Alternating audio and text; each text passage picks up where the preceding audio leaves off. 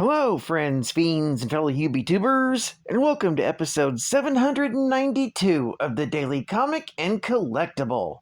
Today, the collectible of the day is the Square Enix, DC Comics, Play Arts Kai, Man of Steel, Superman 1/8 scale action figure.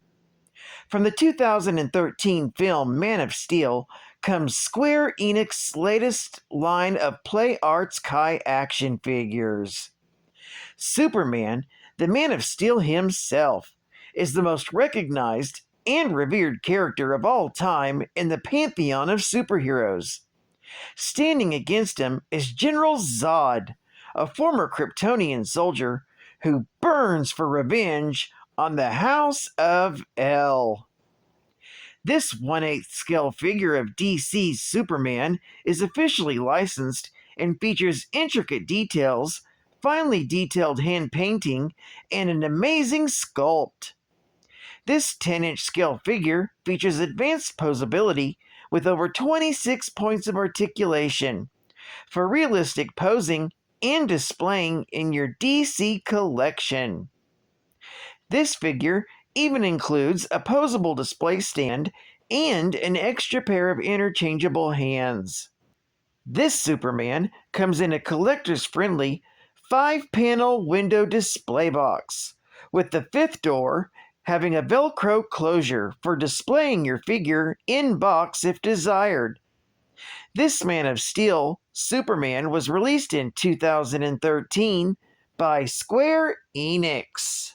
Now, the comic of the day is The Man of Steel, Volume 1, Issue Number 1, with the cover date of October 1986.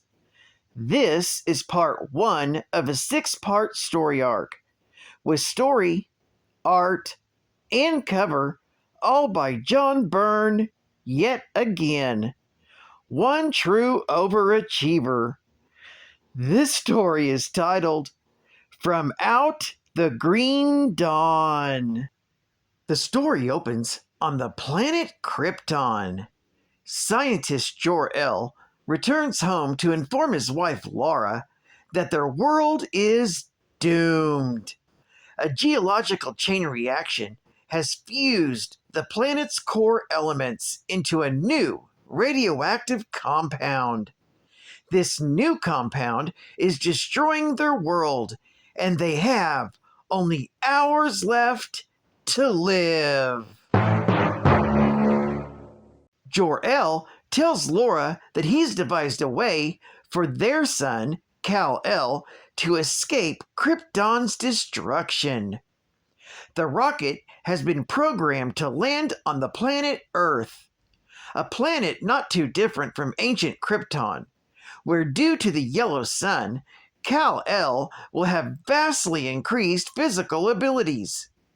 He places him inside of a specially designed birthing matrix, equipped with hyperdrive capabilities. As Krypton suddenly explodes, the gestation chamber launches itself into hyperspace, with its destination, Earth.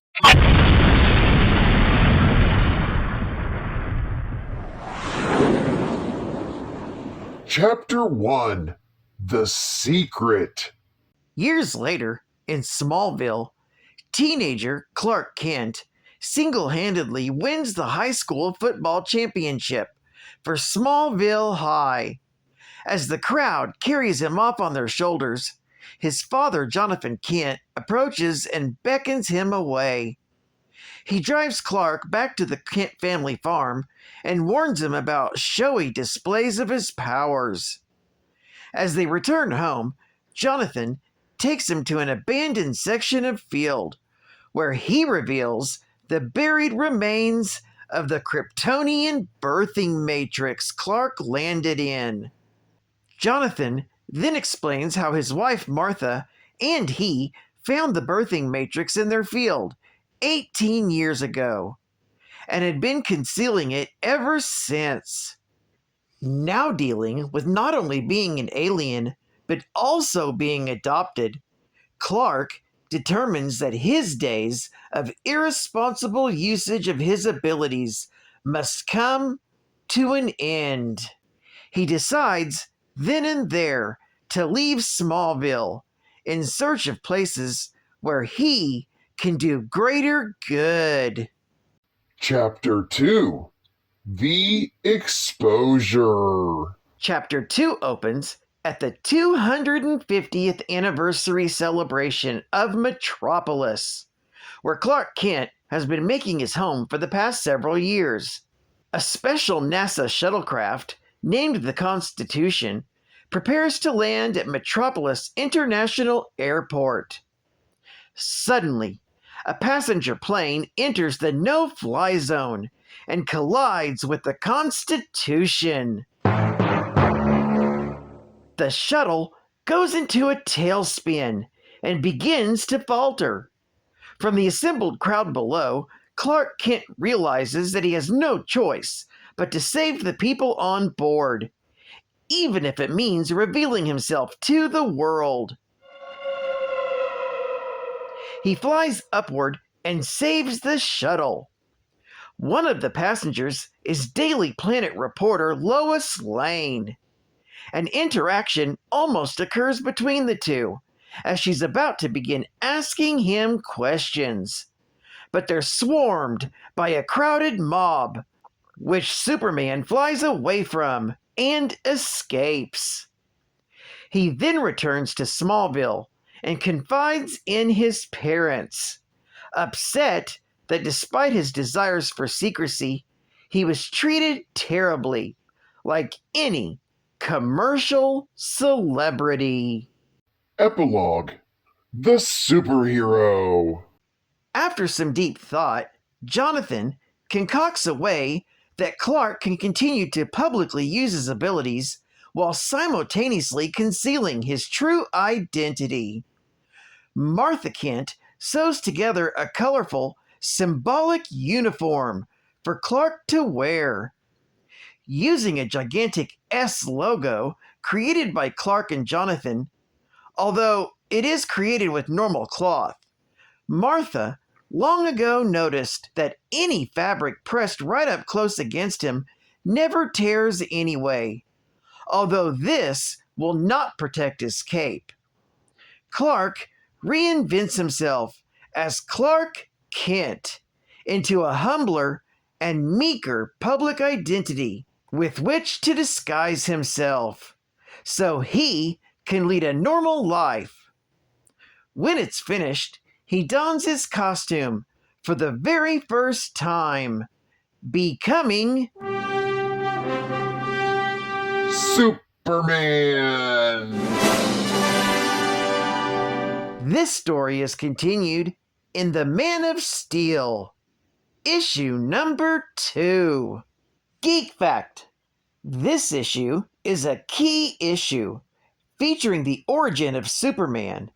It's also the first post-Crisis on Infinite Earths appearance of Superman.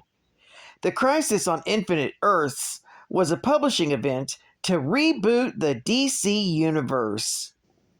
It's also the first appearance of KELEX, the artificial intelligence of the Fortress of Solitude. Bonus Geek Fact: although Superman is conceived on the planet Krypton, he's not actually born until he reaches Earth. This is a major departure from all previous versions of Superman, wherein he was physically born on Krypton. Another bonus geek fact: the date of Krypton's true destruction coincides with the publishing date of Superman's first appearance in Action Comics, issue number 1, from June of 1938, though it will not be officially established until Action Comics, issue number 600, from May of 1988. Advertising Ad Fact. Now coming every 2 weeks. Oh my God. Now you can collect the entire legend of the Man of Steel. On sale in July is issues 1 and 2. Woo! On sale in August is issues 3 and 4. Woo! And 5 and 6 goes on sale in September. Woo! Catch the summer excitement. Only from DC. Oh my gosh! Just sit right back and I'll tell you a tale from the comic strip that started on this Earth spaceport aboard this Star Wars ship. The mate was a concussive blast X-Man, the skipper brave and sure. The heroes all set sail that day for Captain's Geek Back Tour. The final Geek Back lore. The facts they started getting tough. The spaceship was tossed. If not for the superhero crew, Captain would be lost. His ass would have been tossed. The ship crash landed on a desert moon with Cyclops. The captain too. A millionaire and Selena Kyle. Firestar. The Professor and Spider-Man. Now for the final Geek Fact. Kryptonian service robots are small, non-humanoid robots created on the planet Krypton. The service robots existed for thousands of years on Krypton, tracing back to one of Jor-El's ancestors, Van-El. Particularly, they were used as surgeons to operate injuries by harvesting limbs or organs from the 3 clones each Kryptonian possessed at the time. Now, the original KELEX was but one of many robotic assistants in service of the House of El in the years before Krypton's destruction. Owned by family patriarch Sig-El, KELEX was charged with monitoring Sig-El's son, Jor-El. Gifted with a greater perception of human emotions than the other robots, KELEX knew that Jor-El was different from other Kryptonians. KELEX was destroyed when the planet Krypton exploded due to an unstable core. Years later, a highly advanced Kryptonian relic called the Eradicator used its inherent technology in an effort to recreate Krypton on Earth. Though this effort never came into total fruition, it did result in the creation of the Fortress of Solitude. The Eradicator also created a host of robotic assistants, including a second KELEX. Like his predecessor, KELEX II was devoutly loyal to the House of El, and soon came under the service of the now-grown Kal-El, better known to the world as Superman. KELEX remained at the Fortress of Solitude for many years, and was instrumental in the construction of the humanoid physical body for the Eradicator. In later years, KELEX was loaned out to John Henry Irons for service at his company, the Steelworks. John's niece, Natasha Irons, reprogrammed KELEX's personality matrix to make the robot more user-friendly. Though still obedient and loyal, KELEX's speech patterns were peppered with terminology commonly associated with street gangs. Well, I'd like to thank you for joining me for another Daily Comic and Collectible, and I hope to see you again Friday. This is Cat Fan Comics Man, and I'll catch you on the flip, baby. Over and out.